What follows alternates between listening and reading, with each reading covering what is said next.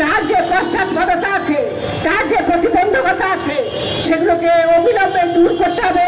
সেগুলোকে দূর করার জন্য যথাযথ কর্মসূচি, পদক্ষেপ নারীর প্রতি সচেতনভাবে নিতে হবে, সংবেদনশীলভাবে নিতে হবে। নারীর প্রতি সংবেদনশীল আচরণের মধ্যে দিয়ে নারীকে অগ্রসর করে নিয়ে যেতে পারবো। আমরা চাই আমাদের সংবিধানের অন্যতম লক্ষ্য বৈষম্যহীন সমাজ, গণতান্ত্রিক সমাজ, ন্যায় মর্যাদাপূর্ণ সমাজ।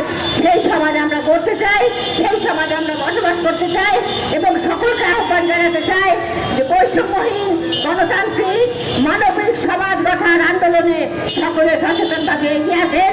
প্রতিহিংসা, লুটতরাজ, সাম্প্রদায়িকতা থেকে আপনারা সাম্প্রদায়িকতার প্রভাব থেকে দেশকে মুক্ত করে একটা বৈষম্যহীন গণতান্ত্রিক এবং মানবিক সমাজ গড়ে তুলতে হবে।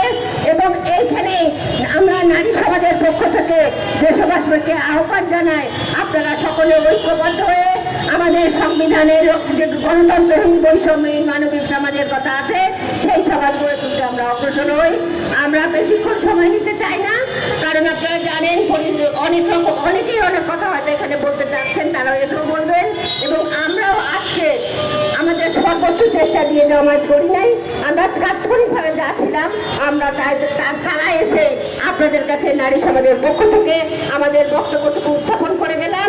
আমরা নারী সাংবাদিক ভাই বোনদের কাছে আহ্বান জানাবো, তারা যেন আমাদের বক্তব্যের প্রতিফলন যথাযথ মিডিয়ার মধ্যে ঘটান।